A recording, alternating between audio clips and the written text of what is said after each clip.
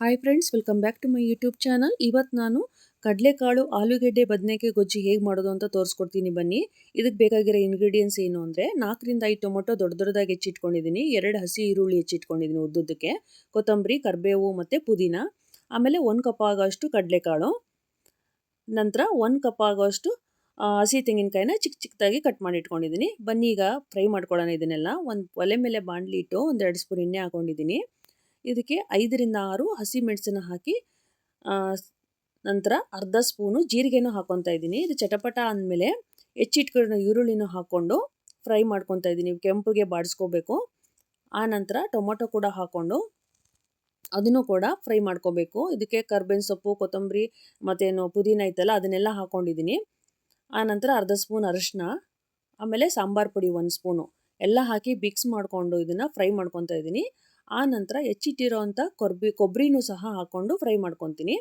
ಇದನ್ನು ಪೂರ ತಣ್ಣಗೆ ಮಾಡಿ ಮಿಕ್ಸಿ ಮಾಡಿ ಇಟ್ಕೋಬೇಕು, ನುಣ್ಣಗೆ ರುಬ್ಕೊಂಡು ಬರಬೇಕು. ಆ ನಂತರ ನೋಡಿ, ಇಲ್ಲಿ ಆಲ್ರೆಡಿ ನಾನು ಕಡಲೆಕಾಳನ್ನ ಬೇಯಿಸಿಟ್ಕೊಂಡಿದ್ದೀನಿ. ನಂತರ 2ರಿಂದ 3 ಬದನೆಕಾಯಿ ಹೆಚ್ಚಿಟ್ಕೊಂಡಿದ್ದೀನಿ, ಮತ್ತು 2 ಚಿಕ್ಕದಾಗಿರೋ ಆಲೂಗೆಡ್ಡೆ. ಇದು ರುಬ್ಬಿಟ್ಕೊಂಡಿರೋ ಮಿಶ್ರಣ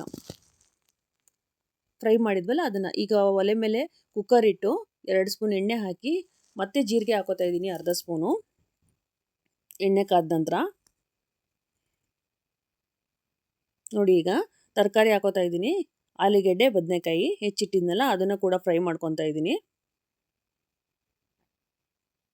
ಆಮೇಲೆ ಬೇಯಿಸಿಟ್ಕೊಂಡಿರೋಂಥ ಕಡಲೆಕಾಳು ಅದನ್ನು ಹಾಕಿ ಫ್ರೈ ಮಾಡ್ಕೊಬೇಕು.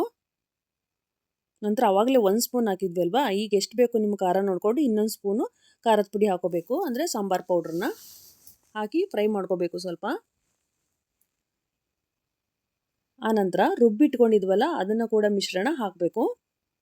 ಈ ರುಬ್ಬು ಮಾಡೋದ್ರಿಂದ ಯಾವುದೇ ರೀತಿ ನಮಗೆ ಗ್ಯಾಸ್ಟ್ರಿಕ್ ಆಗೋದಿಲ್ಲ. ನೋಡಿ, ಇದಕ್ಕೆ ಒಂದು 50 ml ನೀರು ಹಾಕ್ಕೊಂಡು ನಾನು ಮಿಕ್ಸ್ ಮಾಡಿಕೊಂಡು 1 ವಿಜಿಲ್ ಕೂಗಿಸ್ಕೊತೀನಿ. ನೋಡಿ, ಲಿಡ್ನ ಕ್ಲೋಸ್ ಮಾಡಿಕೊಂಡು 1 ವಿಜಿಲ್ ಮಾಡ್ಕೊತೀನಿ. 1 ವಿಜಿಲ್ ಆಗಿದೆ ನೋಡಿ, ಈಗ ರೆಡಿಯಾಗಿದೆ ಘಮ ಘಮ ಅಂತ ಪರಿಮಳ ಬೀರೋ ಕಡಲೆಕಾಳು ಆಲೂಗೆಡ್ಡೆ ಬದನೆಕಾಯಿ ಗೊಜ್ಜು.